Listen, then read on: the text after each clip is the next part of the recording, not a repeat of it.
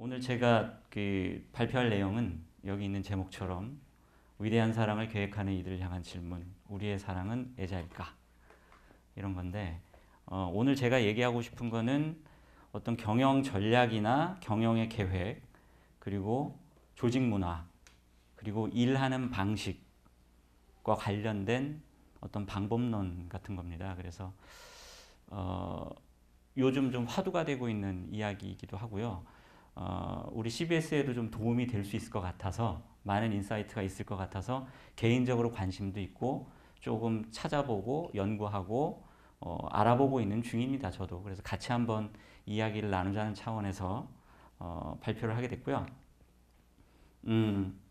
그 방법론은 뭐냐 하면 이 제목 안에 들어 있습니다. 키워드가 보이시죠? 예, 이겁니다. 애자일. 예, 애자일이고요. 아마 많이 또 아시는 분들도 계실 것 같아요. IT나 이제 소프트웨어 개발하는 쪽에서 하는 분들이 많이 이야기하는 용어인데, 애자일을 이렇게 찾아보면 이런 의미가 있죠. 민첩하다, 기민하다, 재빠르다, 날렵하다. 영어 사전을 찾아보면 이런 겁니다. 명사형은 애줄러트입니다. 이게 형용사 애자일이고요. 제가 오늘 말씀 나누고 싶은 거는 바로 그러한 애자일한 방법론에 대한 이야기입니다. 이건 제가 한번 데피니션을 그냥 내려본 건데요. 워낙 다양하게 얘기가 나와서 여기 있는 것처럼 결정되어 있는 계획대로 일하지 않고 단계적으로 피드백을 반영을 해가면서 수정하고 비용도 줄이면서 효율을 올리는 방식. 이렇게 되면 얼마나 좋겠습니까? 그렇죠? 예. 아마 저런 정도의 의미가 될 것 같아요. 애자일 방법론이요. 이 애자일이 그럼 애자일 방법론이 무엇일까를 좀 더 이해를 한번 쉽게 해보기 위해서 예를 한번 들어볼게요. 오래된 미디어이긴 하지만 출판을 예를 들겠습니다. 아마 애자일 해가지고 검색해서 나와보시면 이런 얘기 많이 있을 거예요. 책이 출판되는 과정을 한번 보죠. 이게 과연 그 애자일한 게 어떤 건가 한번 보죠. 출판되는 과정을 보시면 작가나 또는 출판사의 기획자나 편집자가 막 이렇게 기획을 하죠. 그렇죠? 어떤 글을 쓸까, 어떤 글을 출판하면 좋을까를 생각을 합니다. 그리고 나서 그 작자하고 작가하고 출판사 기획자나 편집자하고 편집 회의를 하죠.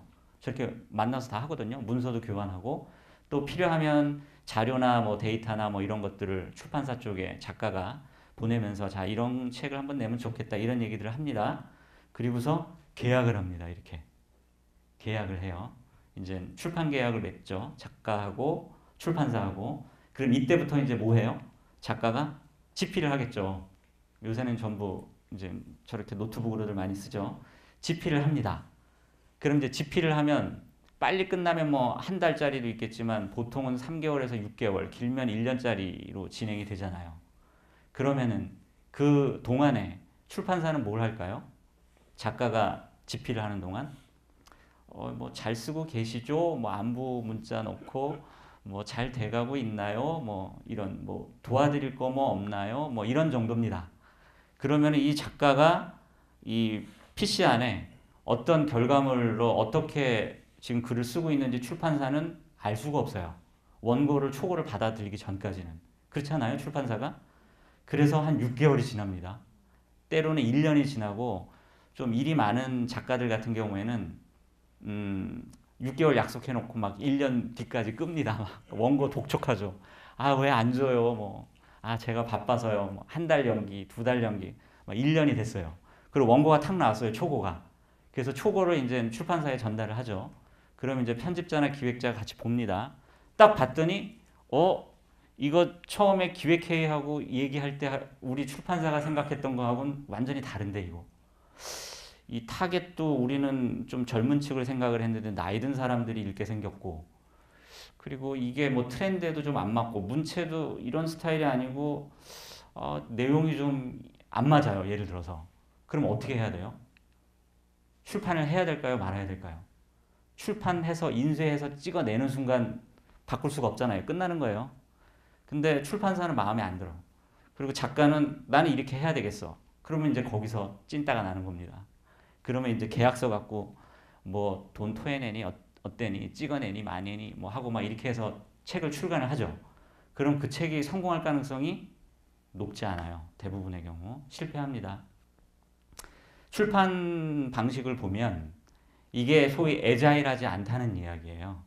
이게 전형적인 방법이죠. 이 일을 하는 방법을. 그럼 애자일한 방법은 어떤 걸까? 한번 보시면 그래서 예를 들면 이게 보시면 요새 그 PR 마케팅 회사라든가 그 다음에 뭐 이렇게 건축 설계하는 회사라든가 아니면 이제 IT 개발하는 소프트웨어 개발 업체들 같은 경우에 저런 게 굉장히 쥐약인 겁니다. 계약을 하고서 여기 지금 그 어디 ICT R&D 쪽에서도 오긴 했지만 뭐 소프트웨어 개발하기로 했어요.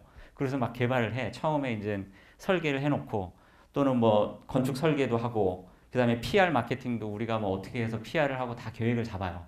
그래서 시안을 만들고 막 찍고 만들고 하는데 엄청나게 그 리소스가 들어가죠. 시간 뺏기고 인력 뺏기고 비용 다 투자합니다. 그렇게 해가지고 시안을 딱 보여줬더니 이거 아닌데요. 그러면 이제 어떻게 돼요? 그리고 입찰 같은데 하려면은 그런 거 다 만들어서 올리는데 딱 보고서 그냥 리젝션 다 킬돼 버리면 그냥 날아가 버리는 거잖아요. 그럼 그 사람들은 그동안에 들였던 그 공과 리소스와 아이디어 이게 어떻게 되는 겁니까? 그냥 다 날아가 버리잖아요. 그리고 심지어 그렇게 탈락시켜 놓고 나중에 봤더니 내가 제출했었던 아이디어를 써가지고 저놈의 클라이언트가 그걸 갖고 제품을 만들어 심지어 막 서비스를 만들고 그럼 이제 열 받는 거죠 막. 그래서 이제 리젝션 딱 당하는 순간 그 이제 막막한 거예요. 그래서 요새는 이제 리젝션 피 얘기도 많이 나오잖아요. 이 업체들 사이에서도. 그래서 요새는 입찰이나 뭐 할 적에 리젝션 피 주는 그런 입찰도 꽤 있습니다. 그래서 이걸 일종의 거절 비용이죠. 이게 일종의 클라이언트가 거절하는 거에 대한 비용 또는 탈락한 거에 대한 보상금. 그래서 이거를 법제화해야 된다는 움직임까지도 있어요. 그러니까 좀 전에 출판 제가 말씀을 드렸던 거하고 연결이 되죠, 이게. 그때 드렸던 수많은 공과 리소스 이걸 어떻게 할 거냔 말이죠. 근데 이게 바로 작업 방식을 그렇게 했기 때문에 생긴 문제들입니다. 그러면 아까 애자일한 방식은 어떤 걸까? 출판을 한번 다시 예를 들어보죠. 다음에서 지금 브런치라는 플랫폼 알고 계시죠? 브런치에 연재하신 분 있으십니까 혹시? 우리 회사에서? 그 브런치가 일종의 글쓰기 플랫폼이잖아요. 그쵸? 글을 쓰고 거기서 공유하고 보는 플랫폼인데 여기 이렇게 보시면 뭐 어린이집 보육원에 대한 거라든가 또는 뭐 동물에 대한 거 또는 뭐 여행에 대한 거 또 뭐 놀이터에 대한 거 이미정 씨 얼마 전에 기사 됐었죠. 그쵸? 그 아나운서인데 아버님이 그 지금까지도 막노동 하시는 나의 아버님은 막노동 그걸로 되게 유명해졌잖아요. 그래서 지금 연재를 꽤 하고 있더라고요, 이분이. 이 브런치가 바로 그 애자일한 거에 이해가 될 수 있는데요. 여기에 이제 글을 올리지 않습니까? 이렇게 글을 1회, 2회, 3회 이렇게 시리즈별로 올려요. 그럼 글을 올리면 그걸로 끝나는 게 아니라 독자들이 읽고 반응을 하잖아요. 거기에 대해서 리플도 붙고 사실이 아닌 거는 뭐 사실이 아니다라고 얘기하고 이상한 얘기가 나오면 이미정 씨도 그랬죠. 원래 지금 경인방송 쪽에 아마 아나운서인데 MBC 지방 아나운서인 것처럼 그리고 또 동명이인 누가 있어가지고 그거 아니다라고 자기가 해명도 했죠. 그러니까 사실이 아닌 것도 바로잡고 수정할 수 있는 장점들도 있고요. 그리고 피드백을 오는 걸로 봐가지고 여기에 사람들이 관심이 많구나 이 주제나 이 내용에 그리고 요번에 내가 쓴 거는 좀 검증이 됐구나 그런 거를 계속 확인하면서 갈 수가 있어요. 피드백을 받아가면서. 그러면 그 과정에서 책을 낼 때, 이제 오프라인에서 책을 낼 때, 그게 검증이 되어 있는 브런치에 올라와 있는 글들을 묶어서 출판을 하는 게 최근의 유행이에요. 출판사들이 모험을 걸지 않습니다. 아까처럼 했다가, 물론 이제 유명 작가, 이미 검증이 다 끝난 작가, 초 베스트셀러 작가는 무조건 붙잡고 뭐 묻지도 따지지도 않고 기간 주고 무조건 주십시오 하는 경우들도 많지만 대부분의 경우는 그렇지 않잖아요. 성공할 수가 어쩔지 그리고 내용이 뭐 독자들이 좋아할지 안 좋아할지 그리고 여기에 사실이 아닌 게 있을지 없을지 알 수가 없어요. 그런 거를 다 검증하는 플랫폼 역할을 하는 거죠. 브런치가. 그래서 이런 식으로 해서 출판을 하는 게 요새 유행입니다. 출판사들이. 그러니까 이런 게 바로 애자일한 방식인 거예요. 아까 출판 방식, 고전적인 출판 방식하고 이 출판 방식의 차이가 좀 느낌이 오죠. 그쵸? 차이가 확실히 있죠. 예를 들면 이런 겁니다. 지금 빅 이슈 아시죠? 네, 빅 이슈. 지하철에서 왜 노숙자분들이 그 파는 잡지잖아요. 자활을 위해서 파는 잡지. 저도 사실은 잘 몰랐어요. 항상 강남역에 내려서 집에 갈 때 빅 이슈, 빅 이슈 해서 뭐 저게 뭘까 했는데 최근에 이분이 좀 화제가 됐죠. 아마 아시는 분들 계실 텐데 홍대 입구역 3번 출구에 있는 이제 빅판이라고 하거든요. 빅 이슈 판매원의 줄임말이 빅판이에요. 그래서 빅판 임상철 씨가 유명해졌어요. 이분이. 왜 유명해졌냐 하면 이분이 그 빅 이슈라는 잡지를 팔면서 그 잡지 뒷페이지에다가 자기가 그린 그림, 저렇게 그림 그리죠. 그리고 자기가 쓴 글들을 뒤에 끼워서 주기 시작한 거예요. 무료로. 저거는 이제 그냥 인쇄하는 거, 복사하는 거죠. 복사해가지고 끼워서. 글들과 그림이 뭐냐? 자기 노숙자의 생활하면서 느꼈던 것들. 그리고 사람이 살아가는 게 어떤 건가? 자기 인생에 대한 가치관이나 자기가 만났던 사람들의 이야기나 자기의 노숙인 생활의 이야기들을 담담하게 일기체 형식으로 또는 그림을 그려서, 그림 되게 잘 그리더라고요. 저분이 저거를 자기 책 속에 끼워서 나눠주기 시작한 거예요. 그러니까 그게 입소문이 나가지고 사람들이 여기저기서 문의가 들어와서 잡지에도 이 사연이 실리기 시작하고 라디오에도 인터뷰하는 것도 저도 들었고요. TV에도 나가고 여기저기 나가기 시작하는 거예요. 그러면서 출판사에서 접촉이 왔죠.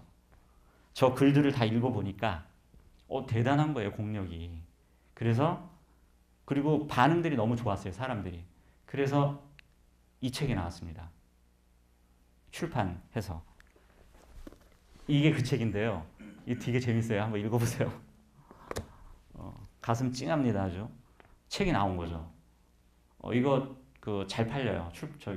서점에서 굉장히 잘 팔리고, 이것도 제가 보기에는 하나의 결과적으로 애자일한 방식의 출판이라고 생각이 되는 거예요. 아까 브런치 마냥 이 검증이 된 거죠. 사람들 만나고 이야기하고 피드백을 받고 하면서 자기가 쓴 글들 중에서 반응이 좋았던 것만을 모아서 일기 마냥 이렇게 모아서 책을 냈는데 상당히 내용이 수준이 있습니다.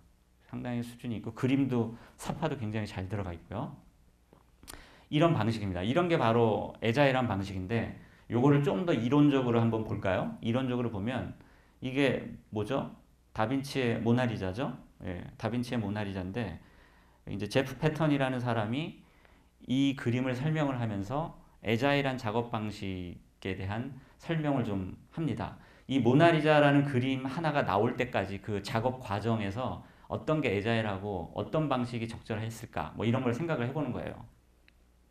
이게 좀 영문이 많아서 그런데 위에 게 인크리멘탈이라 그래가지고 그냥 붙이는 거예요. 뭐냐 하면 저 그림 창작자의 머릿속에는 완벽하게 그 결과물이 이미지가 있는 거예요. 확실하게. 결과물에 대한 완전한 거를 갖고 있을 경우에는 그냥 그리면 돼요. 저렇게.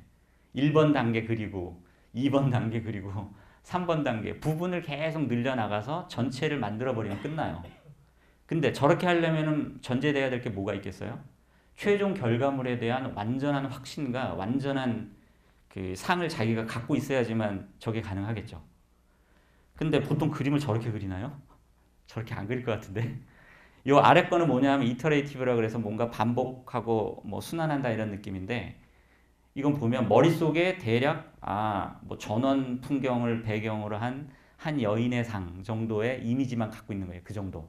그 정도의 그런 완전한 게 아니죠. 그러면 저런 정도의 상을 갖고 한 번에 막 저렇게 1, 2, 3단계를 거쳐서 그릴 수 있을까요? 못 그리죠, 그렇게. 그렇게 안 하고 저렇게 스케치부터 해보는 거예요, 스케치. 스케치를 쭉 해봐서 그래 손의 위치를 저렇게 하고 사람의 위치를 하고 뒤에 눈높이보다 조금 높게 낮게 뭐 저렇게 뒤에 산을 그려보는 거죠. 1번 단계를 여러 번 해보는 거예요. 그래서 그 중에 가장 좋은 게 나오면 이제 거기서 딱 멈추는 거죠. 그 1번 단계가 완성이 딱 됐으면 다음에는 2번으로 넘어가는 거예요. 채색을 하는 거죠, 일종의. 채색을 해서 여기다가는 노란색, 여기다가는 초록색, 옷은 약간 검정색의 어두운 빛깔로 좀 해볼까? 아니야, 좀 밝은 색으로 해보지? 막 해보는 거예요. 그러면 그 중에서 이제 좋은 게 딱 걸리겠죠. 그럼 2번이 끝나고 3번은 이제 더 세밀하게 이런 식으로 단계별로 그 스텝 바이 스텝으로 그 한 단계 한 단계를 검증해 가면서 가는 방식이 이터레이티브한 방식인데, 그러니까 애자일한 방식이라고 한다면 저 위쪽보다는 아래쪽일 경우가 훨씬 많죠. 왜냐하면 위에서는 그렸어. 내가 이렇게 딱 그려버렸어요. 1번을. 2번까지 그렸으면 이거 아닌데 하고 고치려고 그러면 이게 쉬워요? 안 되죠, 이게. 이미 그 완벽한 상을 갖고 그려왔기 때문에 고치기가 어려워요. 근데 아래 거는 수정할 수 있는 단계가 있죠. 각 단계별로. 이렇게도 해보고 저렇게도 해보면 안 맞으면 수정해보고, 어떤 게 좀 더 자기가 원했던 퀄리티, 완전한 퀄리티를 빌드업 하는데 유리할까요? 아래 게 훨씬 유리하죠. 위에 거보다. 그러니까 이 아래 방식이 좀 더 애자일하다고 얘기할 수 있고요. 물론 모든 방식이 이렇게 해야만 되는 건 아닙니다. 아까 얘기했던 것처럼 최종 결과물에 대한 확신과 그거에 대한 상이 분명하게 있을 경우에는 사실 굳이 2단계를 거칠 필요 없어요. 그냥 깃발 들고 그대로 고하면 되는 거예요. 그게 훨씬 빨라요. 근데 그렇지 않을 경우에는 이런 방식이 애자일하다는 거죠. 저렇게 했다간 그리다가 액 하고 다 버려야 돼요. 다시 처음부터 그려야 돼요. 위처럼 했다가는.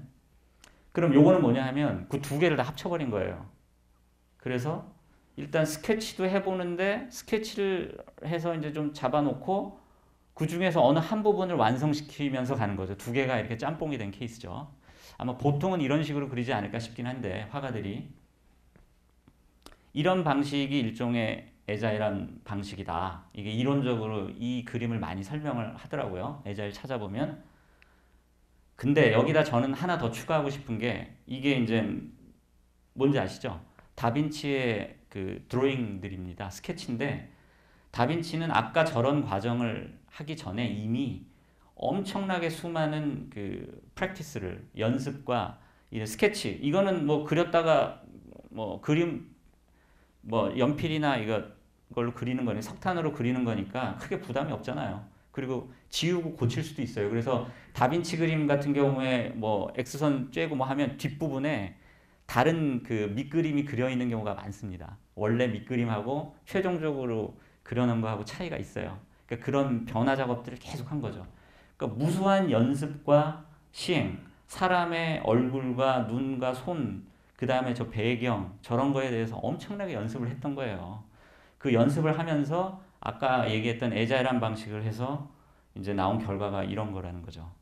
그래서 이제 그거를 저는 더 추가하고는 싶은데, 그러니까 우리가 하는 일도 좀 애자일한 방식, 그러니까 처음에 결과물에 대한 확신과 이미지가 분명할 경우에 그때는 그냥 깃발 들고 가는 게 나아요, 차라리. 근데 그렇지 않은 경우, 근데 그렇지 않은 경우가 사실은 대부분이에요. 우리 솔직히 회사 일하고 우리 뭐 미디어 전략 어떻게 짜고 뭐 수익 전략, 헌금 뭐 전략 어떻게, 뭐 확실하게 우리가 자신 있게 얘기할 수 있는 거 있어요? 없을 경우에는 아까 인크리멘탈 방식으로 갔다가는 나중에 비용도 커지고 되돌리기가 어렵단 말이에요. 애자일한 방식으로 접근하는 게 낫다.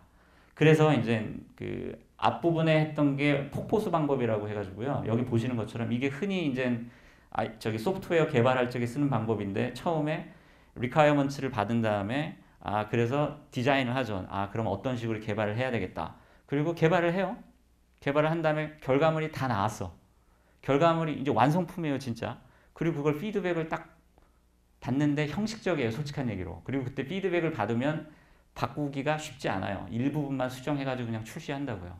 이런 경우가 사실은 대부분이에요. 우리 애플리케이션 개발을 하던 아니면 뭘 개발을 할 적에 대부분 이렇게 해요. 근데 애자일한 방식은 어떻게 하냐 하면, 이게 중요한데, 저걸 단계를 나누는 거예요. 아까처럼 앞에 단계에서 하나를 만들어냅니다. 이건 작동 가능해야 돼요. 반드시 시장에서 검증이 될 수 있어야 돼요. 그래서 테스트를 거쳐보는 거예요. 그래서 아니다 싶은 거는 다시 수정 보완해서 또 이게 계속 반복이 되는 거예요. 그렇게 해서 결과물을 만들어내는 방식. 요새 소프트웨어 개발은 이제 애자일 쪽이 상당히 맞는 방식으로 가고 있습니다. 근데 이게 소프트웨어뿐만이 아니라 우리가 하는 모든 업무들, 상당수의 업무가, 그러니까 폭포수 방식으로 하려면 완전하게 자신이 있어야 돼요. 이건 빼도 박도 않고 이길 밖에 없다. 이게 분명하다 할 경우에는 애자일 할 필요 없어요. 애둘러 가지 말고 그냥 질러버리면 돼요. 근데 그렇지 않은 대부분의 경우는 애자일한 방식이 훨씬 낫다는 거죠.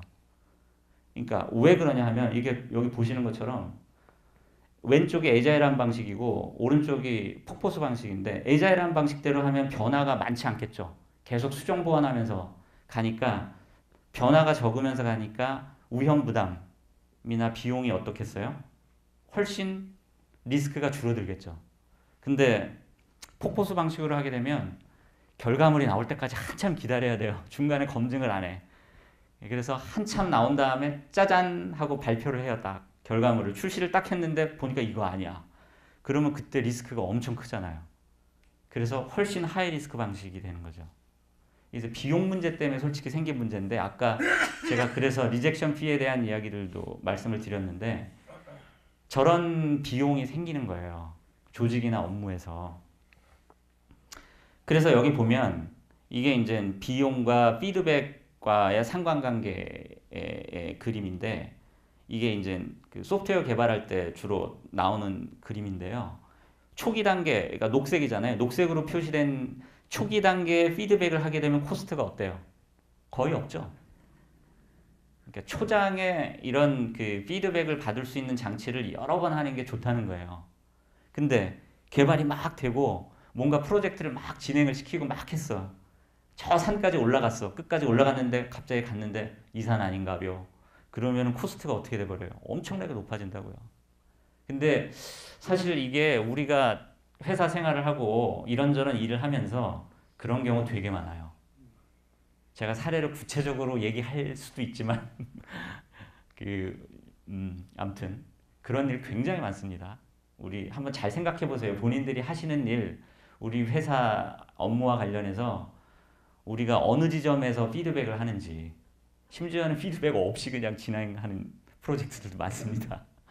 피드백이 있는지도 모르고 뭐가 피드백인지도 모르고 뭐 그런 경우도 꽤 있고 그래서 요거를 말씀을 드린 겁니다. 에자일이 그런 맥락에서 나왔다. 그래서 여기 보시는 것처럼 반드시 에자일 하려면은 그러니까 최소한 그 마켓 피처가 있어야 돼요. 뭐냐 하면 여기서 마켓이라는 거는 시장에서 실제 작동 가능하고 이용자들이 한번 이용해 볼 수 있는 정도의 결과물을 중간중간에 만들어낼 수 있어야 된다는 얘기예요.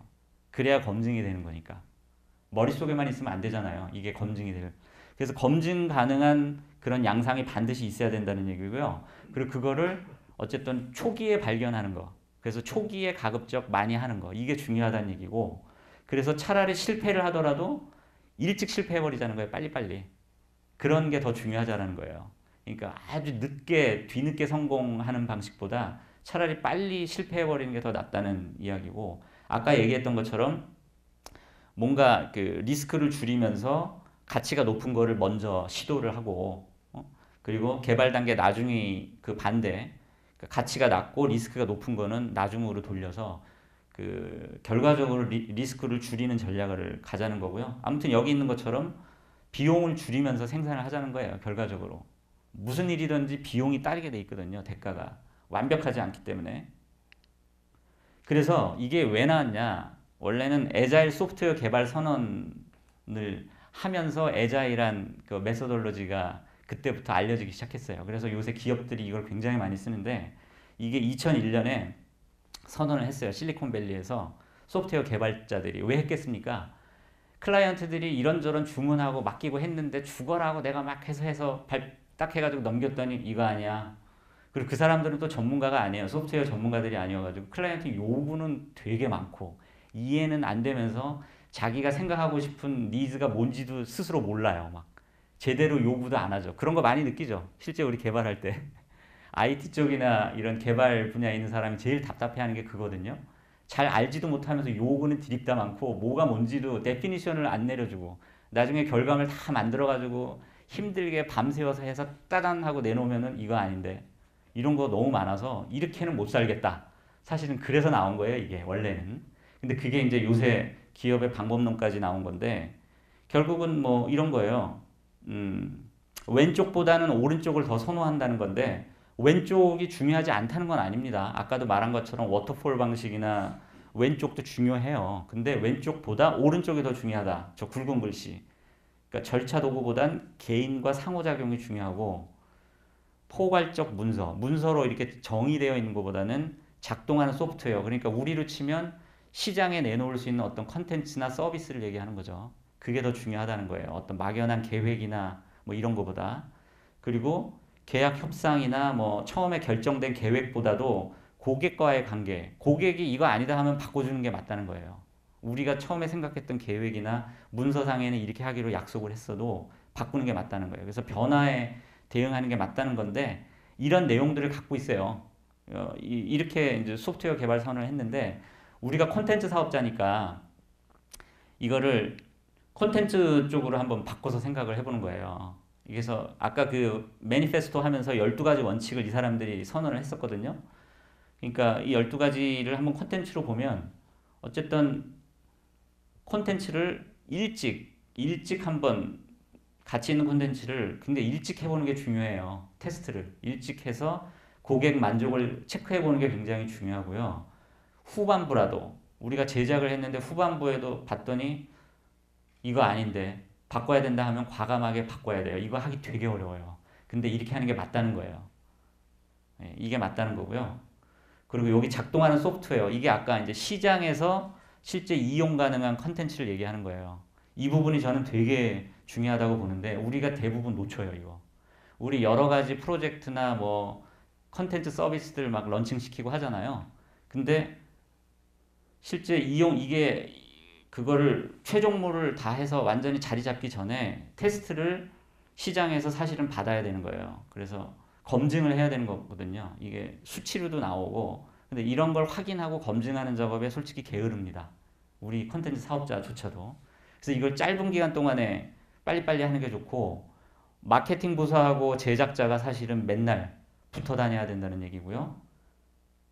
뭐 당연히 이건 필요한 환경 요구 지원, 업무 완수에 대한 신뢰를 조직이 해줘야 되는 거고 면대면 대회가 그래서 굉장히 중요한 거죠. 왜냐하면 시시때때로 이거를 그 수정 보완해가면서 가야 되니까. 그래서 에자일한 방식에서 제일 유명한 그 방법 중에 하나가 스크럼이라고 있어요. 아마 스크럼이라는 얘기 들어보셨나요 혹시?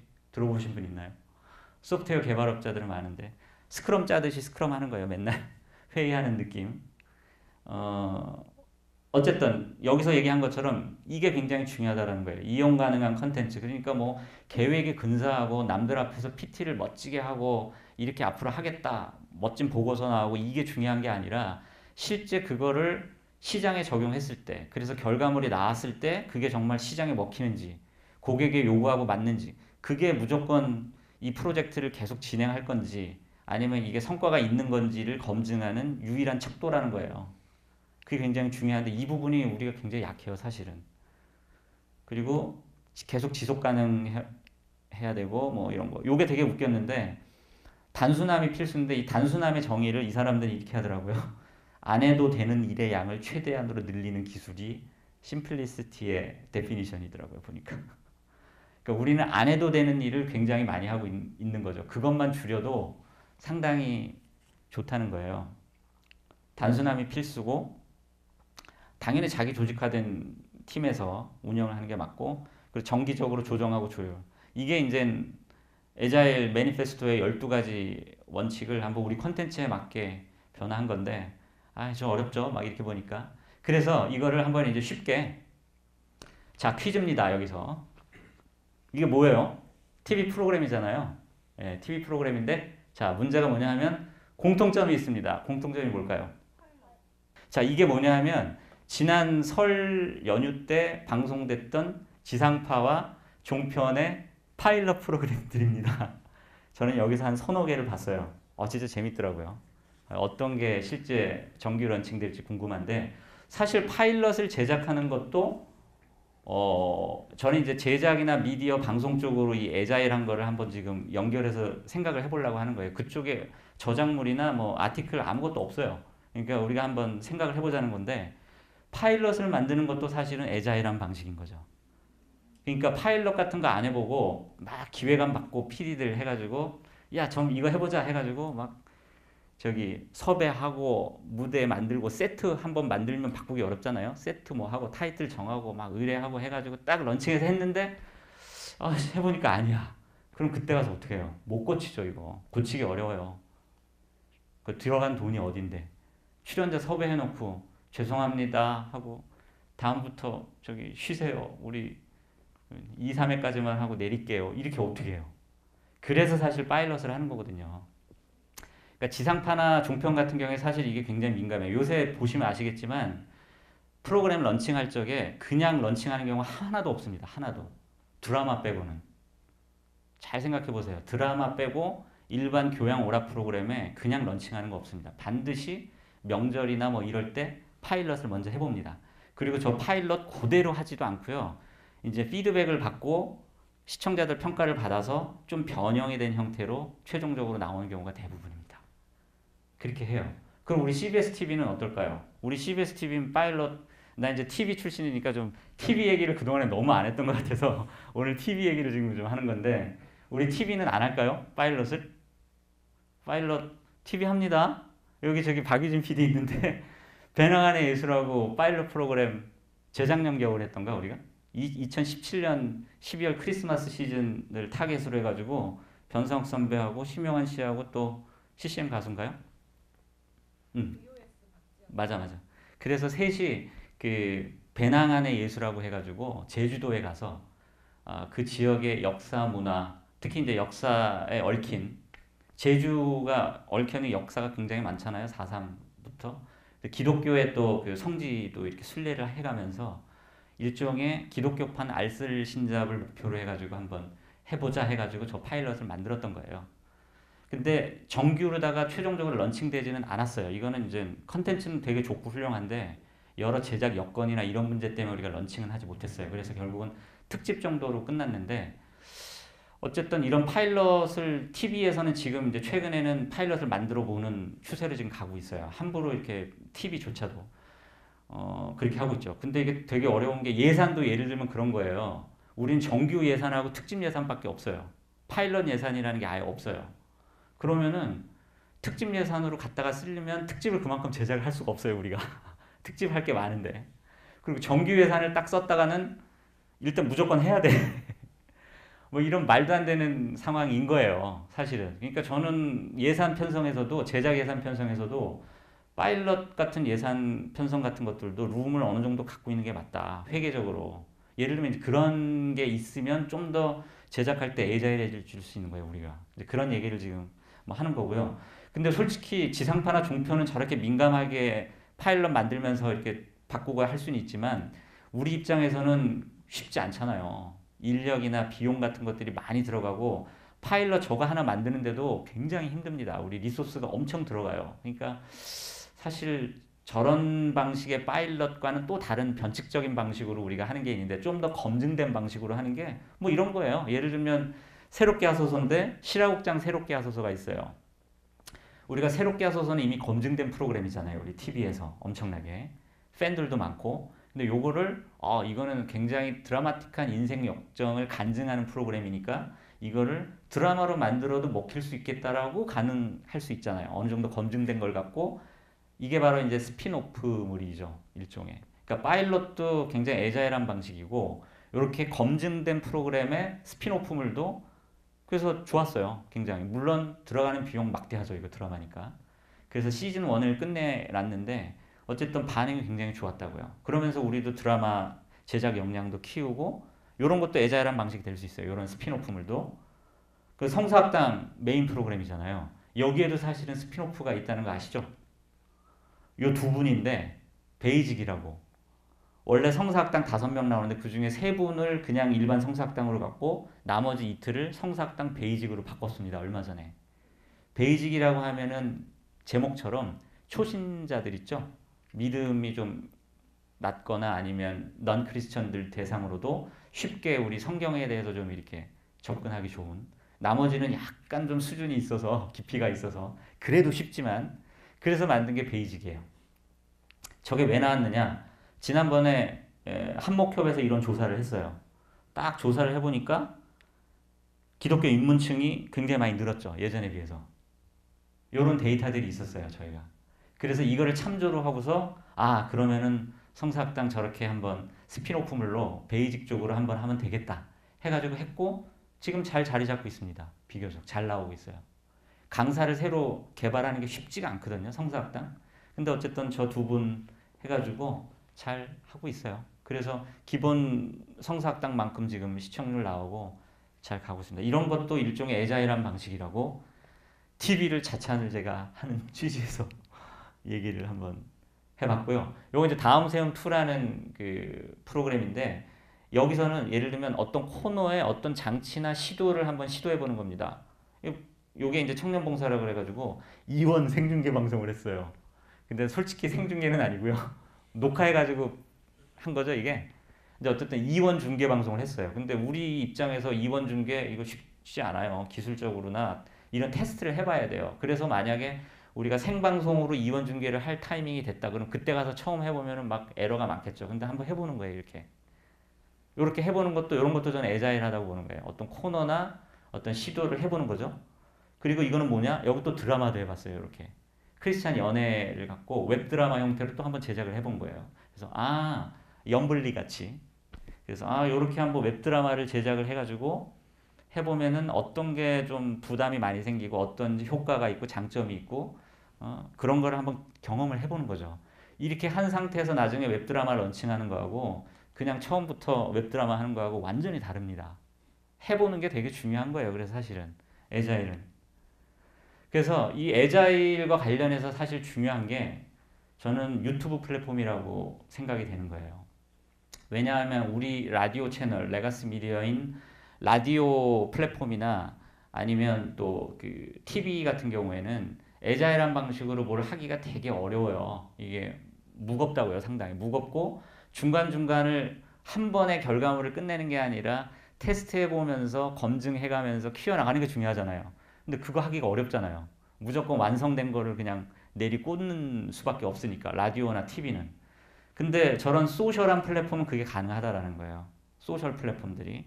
유튜브만 있는, 그래서 특히 아까 제가 작동 가능한 워킹 소프트웨어가 중요하다고 했는데, 유튜브 같은 경우에는, 그러니까 저렇게 그 애널리틱 페이지에 들어가면은요, 뭐 여기에 시청 시간 단위나 조회수나 구독자나 뭐 수익 이런 것까지 데이터들이 다 나와요. 유튜브가 이런 걸 다 제공을 해주기 때문에. 이게 우리 CBS 조이 그 페이지인데, 애널리틱 페이지인데, 그러니까 작동 가능한 거죠. 유튜브는. 시장에 바로 공개가 돼버리잖아요. 이용자들이 실제 쓰는 거예요. 이용자들하고 직접 접촉하는 거예요. 근데 TV나 라디오는 우리가 만들어가지고 방송하기 전에는 접촉할 방법이 없어요. 근데 유튜브는 바로 접촉이 되죠.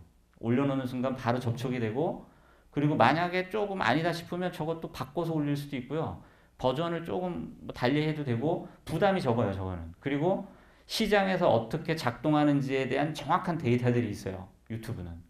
근데 솔직히 우리 TV나 라디오는 얻기 어렵죠. 시청률이라는 게 있긴 하지만 소수점 셋째짜리에서 왔다 갔다 하는데 그거 갖고 우리가 알 수 있습니까? 솔직히 오늘 이 집사님이 방송을 틀었구나. 아유 오늘 김 집사님이 방송 안 틀어놓고 그냥 나갔네. 뭐 거의 뭐 이런 거죠.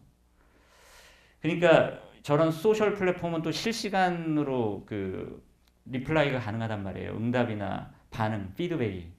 그래서 굉장히 유리하다라는 거예요. 저런 소셜 플랫폼들이. 유튜브만 있는 게 아니라 그래서 다양하게 있는 거죠, 지금. 저런 플랫폼들을 우리가 활용하고 있잖아요. 우리 기존의 TV나 라디오가 아닌 이런 소셜 플랫폼이 그래서 애자일한 컨텐츠 제작과 검증에 굉장히 유효한 플랫폼일 수 있다. 그래서 우리가 여기에 주력하고 있는 거 아닙니까? 최근에? 저는 그렇게 생각을 합니다. 그래서 이 소셜 플랫폼이 굉장히 중요한데 이 소셜 플랫폼의 어떤 특징이 특히 중요하냐 하면 모바일이어야 된다는 얘기예요. 무조건 모바일. PC 기반도 아니고 TV나 라디오 기반도 아닙니다. 오늘 제가 닐슨 코리아에서 미디어 그 서치 분석한 자료를 받았는데 이미 TV는 모바일로 거의 다 넘어갔고요. PC는 이미 끝났고 모바일 쪽으로 다. 그러니까 여러 데이터들이 있어요. 그리고 특히 동영상이 핵심입니다. 모바일이고 동영상이 다 주도해요. 그리고 시리즈로 연재해야 된다는 거. 그리고 구독자 커뮤니티를 늘려야 된다는 거. 이런 여건만 갖고 있으면은요. 우리가 어떤 컨텐츠든지 애자일하게 제작을 해보고 검증할 수가 있다는 얘기예요. 이런 소셜 플랫폼을 활용을 하면 그럼 비용도 조금 줄여가면서 할 수가 있어요. 여기서 비용이라고 하면 손실 비용을 얘기하는 겁니다. 뭐든지 비용은 들어가죠. 제작하는데. 근데 이제 손실 비용 해봤는데 아니다 싶으면 철수해도 부담이 없는 비용이 이런 게 유리한 거예요. 그리고 그 갭을 줄일 수가 있다는 거예요. 그 갭을. 그래서 우리가 지금 이런 시도들을 하고 있는 걸로 알고 있습니다. 우리 회사가 맞죠? 여기 뭐 빠진 게 혹시 있나요? 서운해하시면 안 될 것 같아서. 뭐 오디오는 오디오대로, 비디오는 비디오대로, 팟캐스트나 뭐 팟빵이나 그쵸? 여러 가지 하고 있죠. 유튜브나.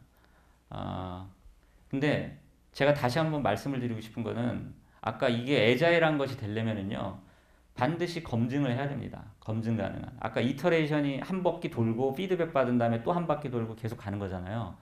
이 피드백을 받아서 냉정하게 검증이 돼야 되는 거예요. 그럼 이건 수치로 다 나오거든요. 아까 얘기했던 것처럼. 그래서 제가 유튜브 애널리틱 페이지도 보여드렸지만 검증이 안 되면 내려야 돼요. 그냥 빨리 페일 해버리는 게, 포기해버리는 게 좋습니다. 그리고 새로 하는 게 좋고요. 아니면 수정 보완의 요구들을 우리가 소셜하니까 받아봐가지고 그걸 업데이트 해가면서 자꾸 가는. 근데 그런 부분이 생각보다 좀 적어요. 제가 느끼기에는 아직까지 우리는 TV나 라디오 제작하던 방식이 있어서 내가 일단 이렇게 했으면 곧 죽어도 하는 거지 뭐 그냥 이 폼으로 계속 밀고 나가는 거고 컨텐츠를 밀고 나가는 거예요. 예. 이게 시장의 피드백이 어떤지에 대해서 냉정하게 보지 않고 그래서 그런 부분이 좀 더 있었으면 좋겠다는 그냥 생각이 들었고요. 이제 이게 아까까지는 컨텐츠 제작에 대한 이야기였고 시간이 너무 많이 흘러서 빨리 좀 갈게요. 이제는 조직 문화라든가 경영 전략이나 계획과 관련돼서 그 애자일한 방식이 무엇일까 도움이 줄 수 있는 걸 한번 생각을 해봤는데 여기에 든 사례가 우리한테 꼭 맞는 건 아닙니다. 그 회사의 특징이 있고 커스터마이징 이슈가 있기 때문에 꼭 저렇게 해야 된다는 건 아닌데 인사이트를 보자는 거예요. 예를 들면 IBM에서 2017년에 재택근무를 폐지해버렸어요. 24년 만에. 그래서 저거 폐지하면서 기사에서 막 IBM마저도 저런 비인간적인 집에서 좀 재택근무하면서 해야 되는데 꼭 사람들을 모아놓고 야 저런 이제 쟤네들도 사람을 기계처럼 다루기로 작정을 했구나. 자유롭게 자기 주거 공간에서 재택하면서 하는 그런 거를 포기하고 근데 그게 아니고 정확히 얘기하면 탄력 근무를 실시한 거였고요. 재택근무를 폐기한 게 아니라 그러니까 애자일하지 않은 거예요. IBM 소프트웨어나 프로그램 회사잖아요, 사실은. 근데 아까 얘기했던 것처럼 뭐 마케터는 말할 것도 없고 소프트웨어 개발자들끼리 머리를 맞대면서 계속 이거를 검증해가면서 가야 되는데 재택근무에서는 면대면이 안 되는 거예요. 아까 면대면 해야 된다 그랬잖아요. 그래서 효율이 막 떨어지기 시작한 거예요, IBM이. 빨리 신속하게 대응을 못하고. 그렇게 해서 기본적으로 재택근무 대신에 그 사무실에서 근무하게 하고 대신에 탄력 근무는 하고 있습니다. 탄력 근무를 우리로 치면은 그 이제 그래서 재택근무라는 게 솔직히 우리 이제 시니어 선배들 대상으로 하고는 있지만 그게 큰 의미가 없잖아요. 솔직한 얘기로. 예. 의미가 없고 회사에서 사실 일하는 게 더 좋아요. 회사에서 같이 어울리면서 뭐 일하는 거고 탄력 근무 형식으로 가는 게 더 맞을 수도 있고 요것도 웃긴데 이제 넷플릭스가 보면 연간 계획을 수립하지 않아요. 요것도 굉장히 인사이트가 있는데 우리 연초가 되면 연중 계획들 각 부서들이 쫙 적어가지고 다 보고 하잖아요. 사장님 옆에 앉아서 탁 하고 그런 거 저도 기조실 있을 때 많이 해봤는데 연간 계획을 딱 수립해요. 근데 가보면 뭐 한 3개월, 4개월 뒤에 뭐 정책이 바뀌기도 하고 미디어 환경이 바뀌기도 하고 요새는 6개월, 1년 만에 다 바뀌니까 경쟁 사업자들 다 새로운 상품 출시하고 뭐 CTS가 갑자기 막 이렇게 치고 나왔는데 우리는 연간 계획이 이거야. 그럼 곧 죽어도 이렇게 가야 되나요? 아니죠. 바꿔야죠. 뭐 뉴스쇼 해가지고 뭐 막 하고 있는데 갑자기 김어준이 나타나가지고 뭐 하고 뭐 막 했으면 계속 그렇게 해야 되나요? 또 아닐 수도 있는 거죠. 이를테면. 그런 거예요. 그러니까 연간 계획을 수립하지 않고 오히려 반기나 분기 계획 쪽으로 많이 바뀌고 있어요. 이건 미디어 회사도 많이 그렇게 하고 있더라고요. 워낙 로테이션이 빠른 데 있잖아요. 변화가 빠른 데일수록 연간 계획은 정말 무의미한 거일 수도 있겠다. 그래서 우리 회사도 한번 생각을 해보는 거예요. 이제 연간 계획을 하지 말자는 게 아니라 연간 계획은 좀 아주 일반적이거나 그 루스하게 하고 그 진짜 힘을 쏟아야 될 거는 분기 계획이나 뭐 월 단위까지는 아니어도 심지어 분기나 반기 이런 데 집중하는 게 훨씬 더 애자일할 수도 있다. 해보다가 아니면 바꾸는 거거든요. 목표를. 업무의 목표나 부서의 목표를.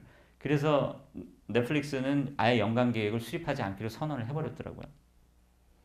그 다음에 GE에서는 평가제를 폐지했는데 이것도 되게 웃긴데 평가제를 폐지했다는 게 뭐냐 하면 1년 단위의 평가제를 폐지했다는 얘기입니다. 근데 이것도 한번 생각해 보세요. 어떤 사람을 평가를 하는데 1년 단위로 인위적으로 잘라버려요, 막. 근데 그 사람의 업무가 1년 단위로 잘라지나요, 항상? 모든 업무가 1월 1일 날 시작해서 12월 31일 날 끝나는 게 아니잖아요. 프로젝트가 중간에 한 2, 3개월 하다 끝날 수도 있고 작년 가을부터 시작해서 올 여름까지 진행될 수도 있고 그러면 그 사람에 대한 평가를 어떻게 해야 돼요? 우리 회사도 생각을 해보면 근데 연 단위로 끊다 보니까 이걸 나눠서 해야 되는 거예요, 그럼. 되게 어려워요, 이게. 작년 여름부터 시작해서 올 봄까지 하는데 작년 여름부터 겨울까지 끊어서 평가하고 올 1월 1일부터 봄까지 끊어서 평가를 해야 됩니까? 그거 안 되잖아요.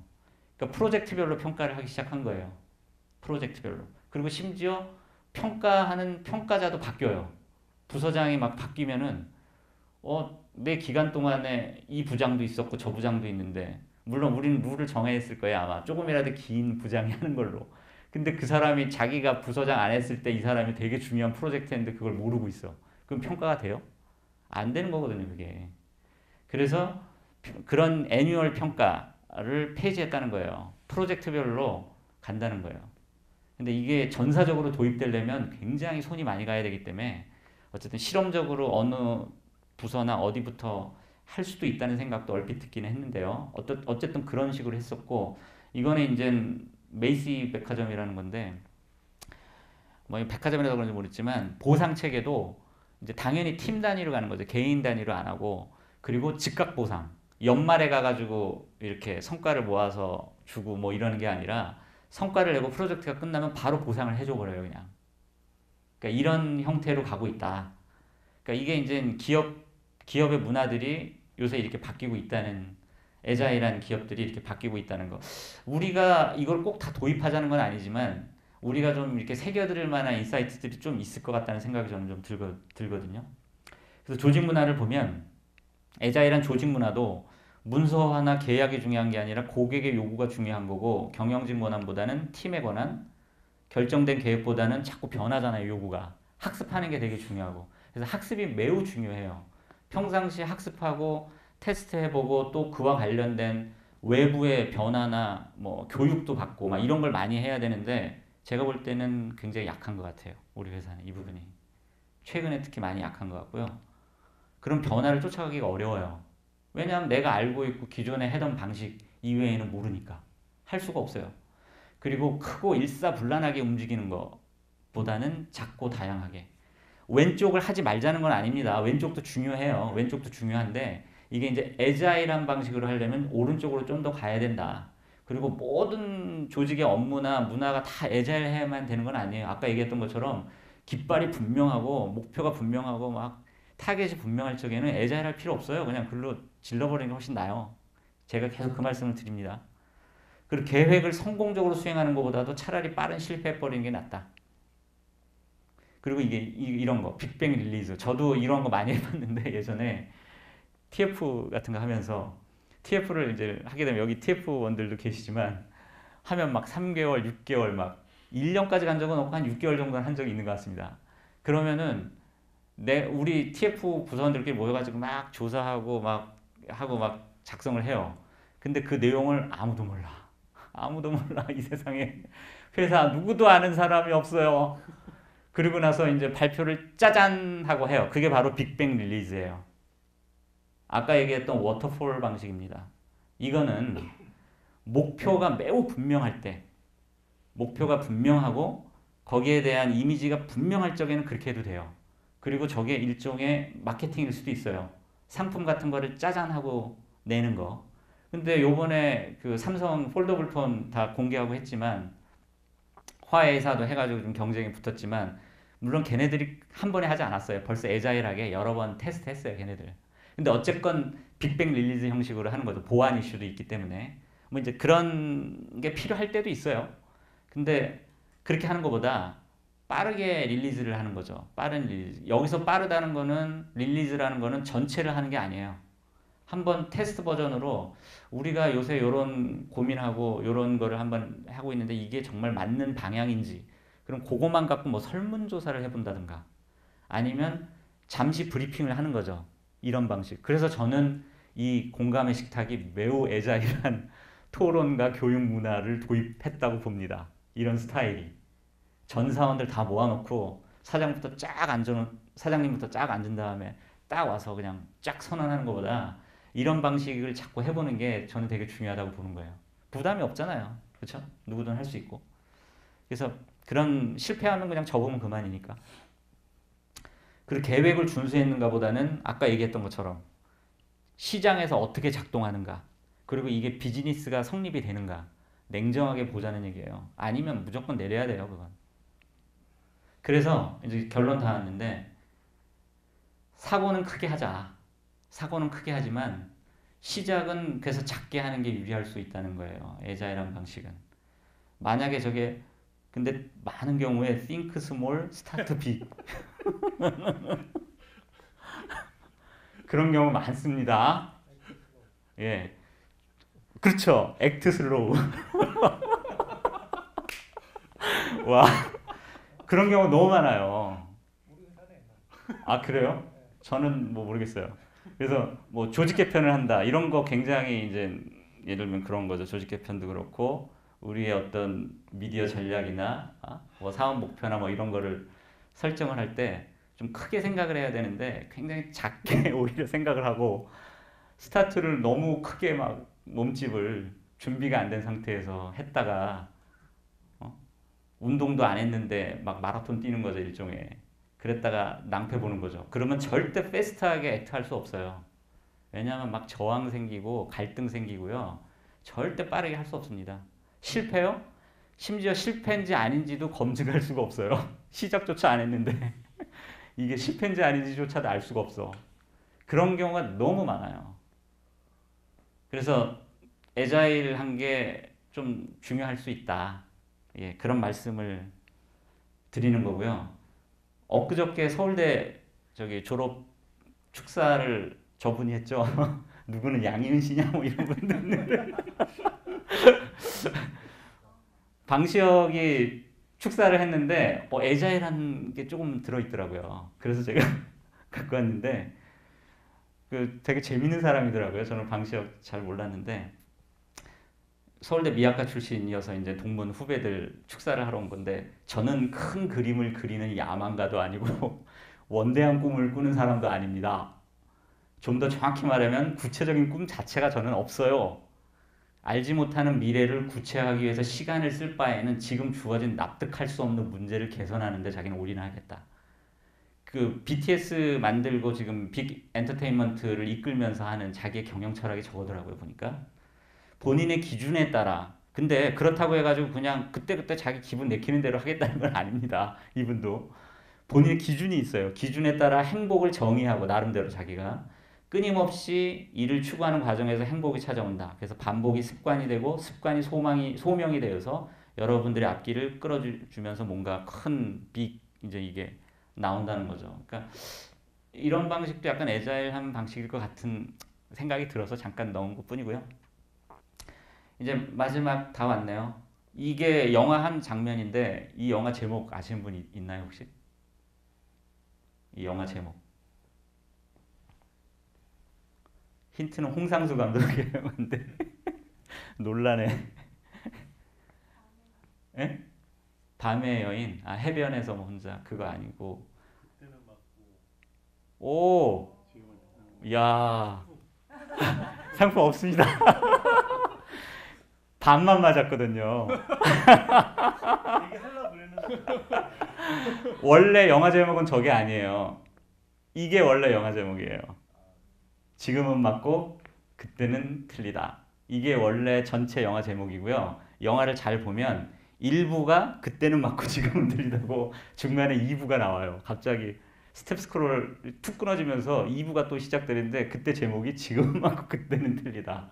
그러니까 이 얘기를 하는 이유는 뭐냐 하면 우리가 지금 계획하거나 뭐 프로젝트를 하거나 뭐 이렇게 하는 게 미디어 상황이나 조직 상황이나 우리 여건이나 인력 상황이나 또는 리더십도 되게 중요합니다. 회사 경영이나 뭐 모든 상황으로 봤을 적에 항상 똑같은 건 아니라는 거예요.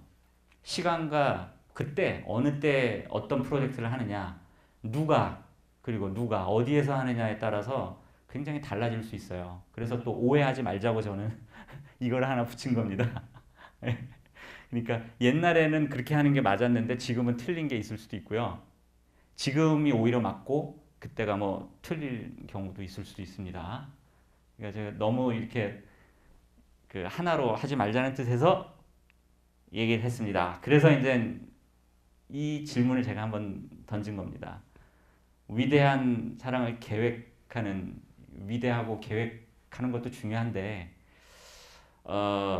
위대한 거 그리고 계획을 하지 말자는 게 아닙니다. 제가 계속 얘기하지만 think big 해야 돼요. 계속 큰 거를 생각하는 게 맞는데 그게 분명하지 않을 때 그리고 우리가 그게 준비가 안 돼 있을 때 역량이 안 돼 있을 때 그럼 어떻게 하느냐 그 문제거든요 사실은. 근데 그런 경우가 사실은 8, 90%인 경우가 많습니다. 대부분이에요. 대부분.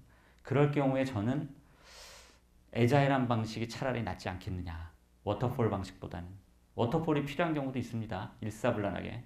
예전에 뭐 미디어 랩법 예를 한번 들면 미디어 랩법 해가지고 뭐 저기 연계 판매 없애고 뭐 예전에 한 적 그 시도했다가 MBC가 막 하고 했다가 우리 대판 노사 한마음 전 사원이 한마음이 그렇게 된 적이 없었는데 모여가지고 그냥 국회에 가가지고 시위하고 난리치고 해서 성과를 냈잖아요. 뭐 그런 거예요. 이를테면 그런 거는 애자일 하면 안 돼요. 워터폴하게 그냥 내일 꽂아버려야 돼요. 그러니까 그럴 때가 있고 아닐 때도 있고 상황에 따라 다릅니다. 주제에 따라. 근데 어쨌건 우리가 위대하지 못할 때 우리 스스로 또 지금 계획을 잡을 능력이 안 될 때 그리고 잘 모를 때 그럴 때는 작게 시작하는 게 좋습니다. 애자일하게. 여기까지가 오늘 제 강의입니다. 예, 이상입니다.